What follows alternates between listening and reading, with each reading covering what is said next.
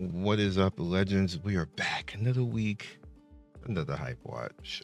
We're gonna get right into it. Damn, he got wrecked. But S.E.M.I, side effects may include, I guess something. You guys know I like to kind of like have my pulse on things when I feel like a game is probably gonna end up being one of those games that people will like just out of nowhere, like it'll just be like a really hype game just to be playing, and then big streamer will play it and then it'll just blow up. I bet this game is going to be like that because I actually watched a few people play this, and I actually watched somebody who had like 10,000 viewership, and like everybody was like, "Oh my god, this game is like hilarious and everything else like this." And I never heard of this game. It's only $8, dog. Like, so I would definitely I jotted it down, like, I need to tell people about this one. This one might be fun out there for you guys, especially if you're looking for something to play with people. It's only 8, so yeah. Next up is Ashes of Creation is officially out on Steam. It has mixed reviews right now. I've been reading some of it and yikes. I think part of the problem is that they started making this game like 10 years ago, and the game looks like a game from 10 years ago. On like, not like that is a bad thing, but it definitely looks dated. It kind of looks like a step above Guild Wars 2 and World of Warcraft, and that's what people are holding against it right now. Is that fair? I don't know if it's fair or like, whatever else. But heading in, like, I wanted to Kickstarter this on 2017. Like, yeah, it's pretty far.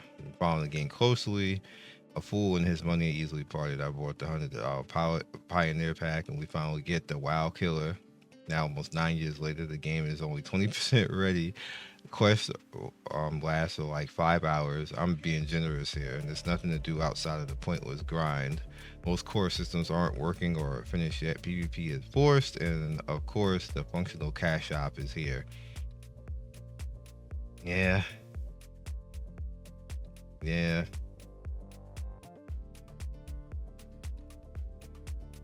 Mm.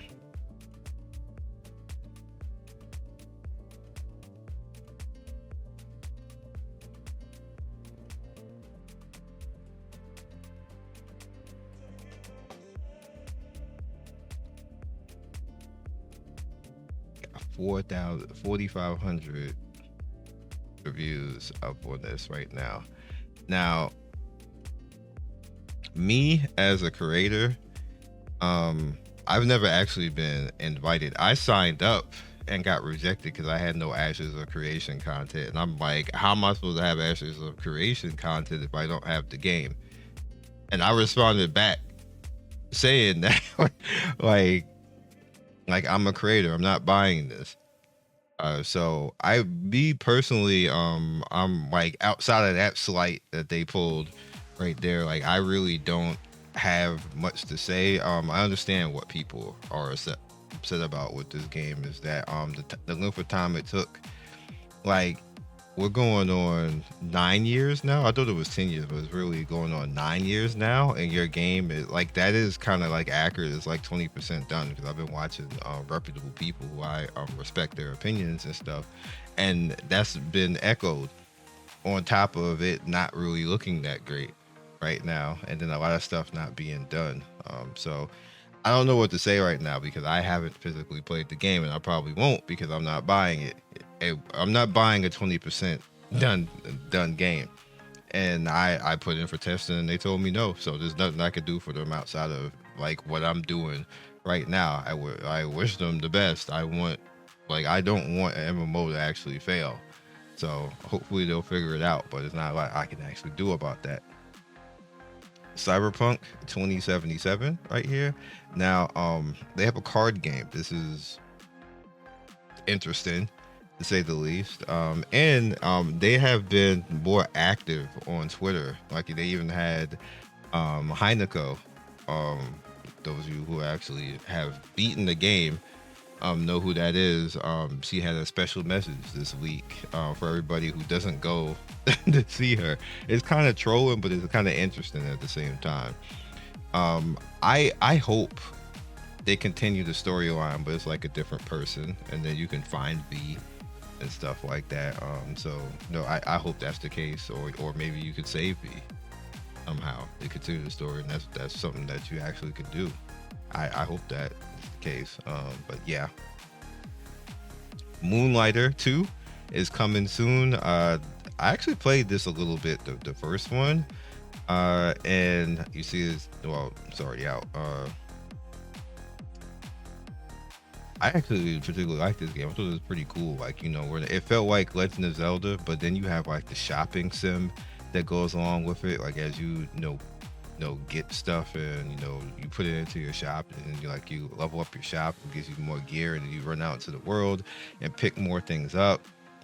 Get legendary stuff, come back to the shop and sell it. It sounds kind of cheesy, but when you play it and get the gaming loop and you start doing stuff like this and fighting like cool bosses and stuff like that, like I said, it feels like Legend of Zelda. Like it just has a really fun gaming loop. So try it out. Might be something for you. It's only 30. That's a good price for it as well. And then you have the original Moonlighter there as well. Doki Doki Literature Club, for whatever reason, is coming to mobile. As you can see, it has mature themes, and kids. I always say kids shouldn't be playing this game, but it's like kind of marketed towards them, which is weird. And it literally has the mature rating under 17.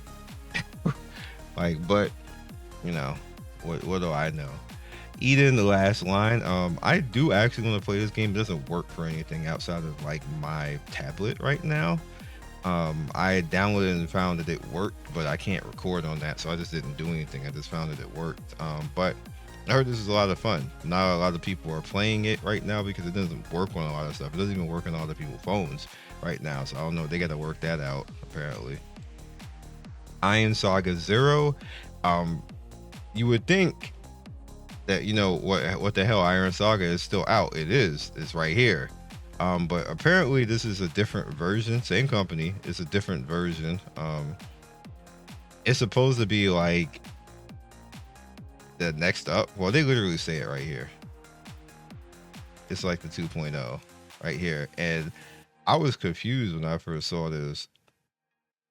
Just call it 2.0 or call it Iron Saga 2. You're going to confuse people with this. Like what? Huh? When like I was confused. Like this, I thought this game still was out.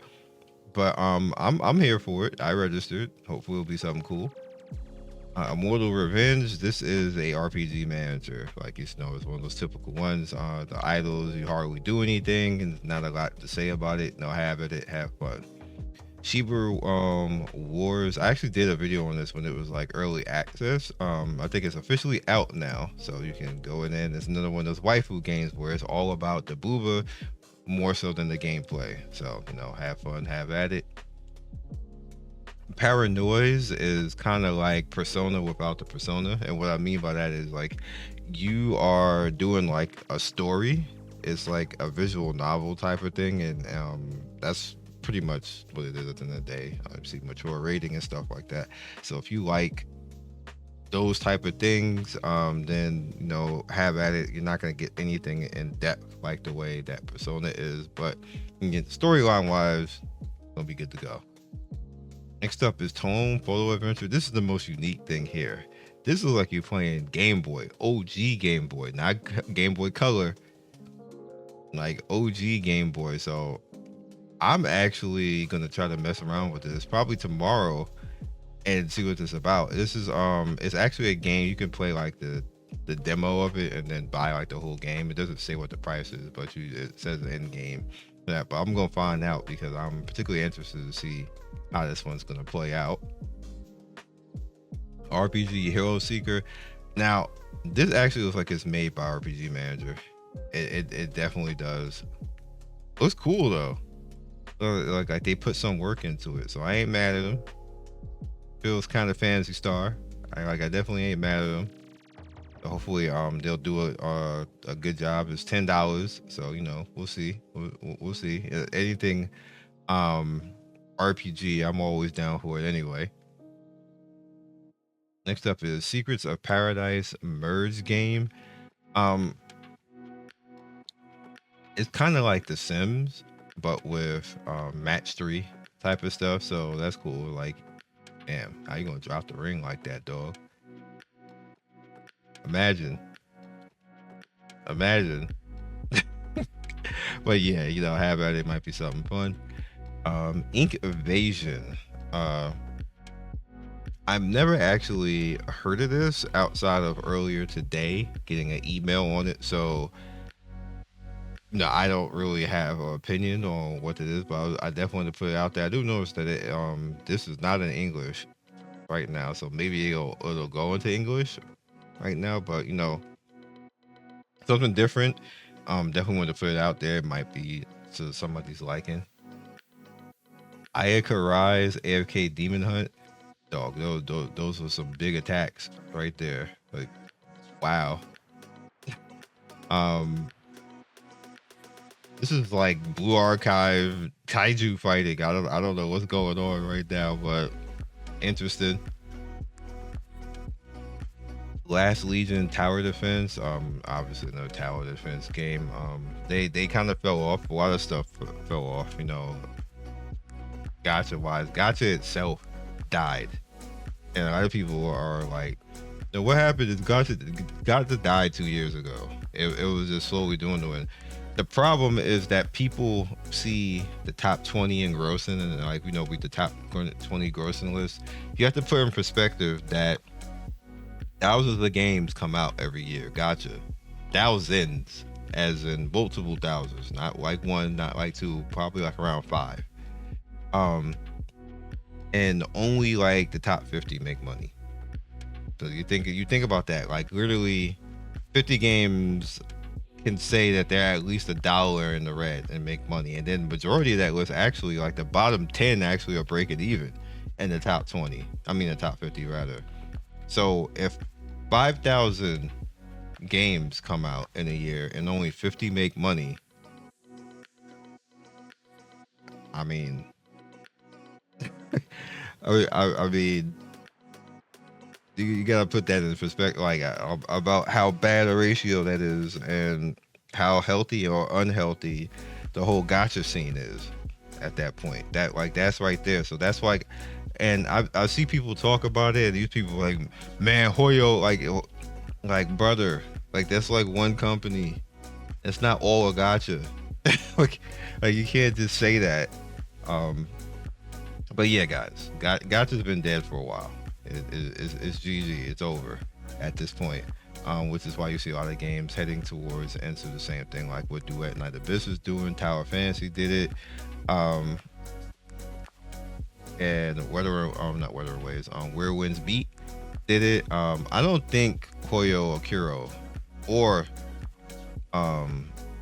Smilegate or the K devs, I don't think they're gonna do it because they're making money. When that starts to dwindle down to like 5 and 10 million, if it ever does, because all that's really happening right now is you have a monopoly going on right now. With the like the top 10 games are like the monopoly. They're literally taking all the millions or everything else, and everybody else is just kind of like trying to get like their 1% of the 100% if they can at that point.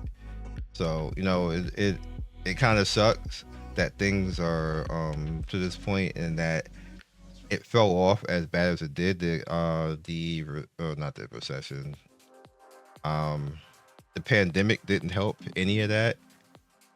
The United States being collectively broke and the economy tanking isn't helping any of that, because a lot of the gacha money comes from the United States, and if the United States doesn't have disposable income like it used to, then all of that is like taking a hit. Now, this is a lot of a Western and Southwestern problem. Let's just say global gacha is dead. China gacha is not dead. China is the opposite way. It's actually booming. And there's a lot of games that we just never see over here because there's no point to bring it over here because they're not going to make any money. So no, it kind of it sucks for us English speakers that things are the way that they are right now. But it's not a lot our fault. It's a lot the company's fault because they decided that they were going to go the idle route and make a million idle games, and that went horribly bad. I was saying it from the start. The minute pre-code got popular, I was like, y'all do not want to make that game popular because everybody's going to try to run and make lazy ass pre-code games, and that's exactly what happened. I said that 5 years ago. Like, I have the videos up on the channel right now. People got mad. I was hating on pre-code and what you got against that. You just don't like games and you just bitter and everything. I was like, no, y'all don't understand business. If you let something lazy as hell get popular, everybody's going to try to make something lazy as hell. And that's exactly what happened. And they literally crashed the global market. And there's no coming back now. It's just over. Like, there needs to be something else. That's kind of similar to what happened with MMO. MMO did the same exact thing. They decided that we need to make fluff content. Let's make fluff content, and everybody's going to actually try to follow along, and we'll be all right. And there was a whole bunch of fluff MMO type of games, and they flooded the market with it, and then they crashed the market. Then along came Final Fantasy, which did well, and then Final Fantasy started doing the exact same thing that all the other games did, and then the public was like, hell nah, and now nobody is really doing well MMO outside of I keep saying that, Where Winds Meet, because Where Winds Meet is technically an MMO. It's like a Souls-like MMO, but it is. Hopefully more companies will copy that, because that was high effort. Where Winds Meet is high effort, so I hope that companies copy that. Like, make your kind of game where it's free to play, you got skins and everything else like this. Like, they really probably make 50 million easily. So we'll see. Next up is Animo. This is up for beta now. Sign up. I did my sign up for it last night, and hopefully you get in and you can have some fun with it. I actually got in before as well too. I just didn't do a video for it because for some reason I couldn't record it properly, so I just played.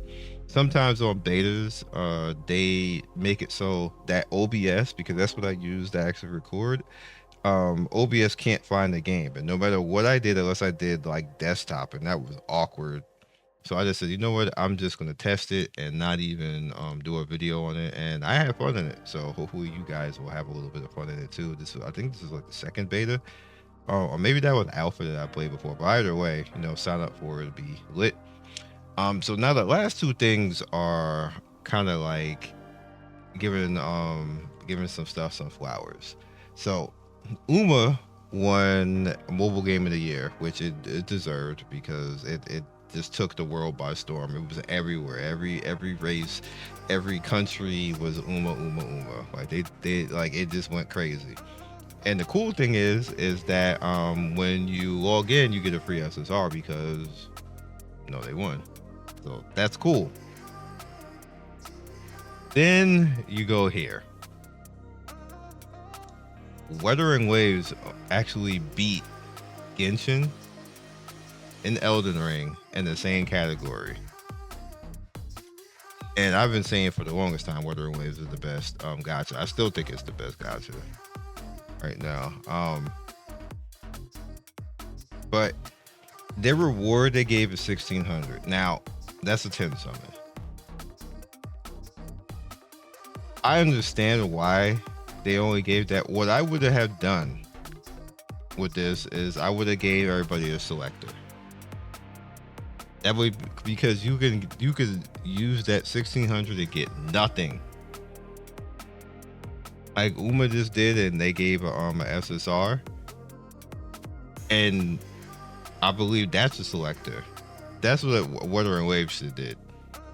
1,600 is cute. No, you go farm and get 1,600.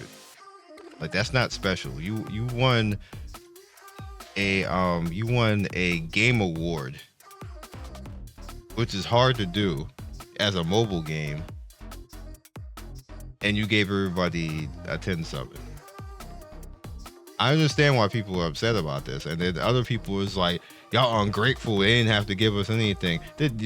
Excuse me? Like the public is what made them win. That was a public vote. What you mean they would? No. Sometimes people are too anal for the wrong thing. like people have a right to like expect like a little bit more. Like give something useful to people. Useful is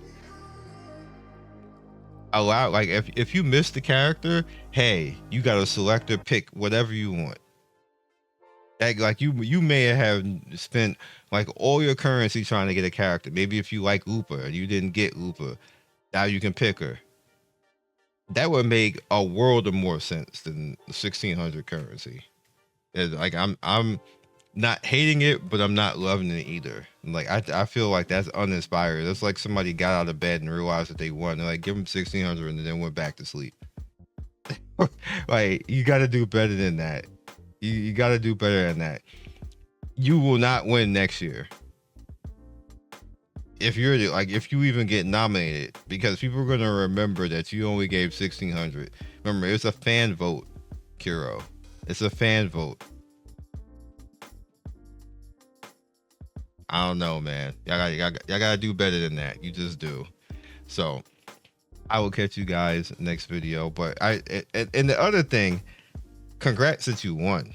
You're still in my opinion, the best mobile game. But you guys know that I keep the same energy on both sides. Like when something's good, but no, shout out to them. That's why they're the last, and they're literally going to be the thumbnail for this this week in HypeWatch. But at the same time, like you got to do better than that. Like you won a fan vote, and then you just gave the fans 1600 like that. Like no. Yeah, I hope they see this video and hear me when like bro, like y'all gotta do better than that. Like it just acknowledge that maybe that like, oh, you know what, like this is big, like this is really big, this is an honor that we won and we beat some hard competition that people were obviously voting. We beat some hard competition on a mainstream show. You gotta do better than that. Peace. Thank you for watching the video all the way to the end. Please like, comment, and subscribe. I love everybody who stops by. You guys always make my day with your comments. It's always funny and whimsical and gives me a reason to keep going. So be legendary, and I will see you guys soon. Peace.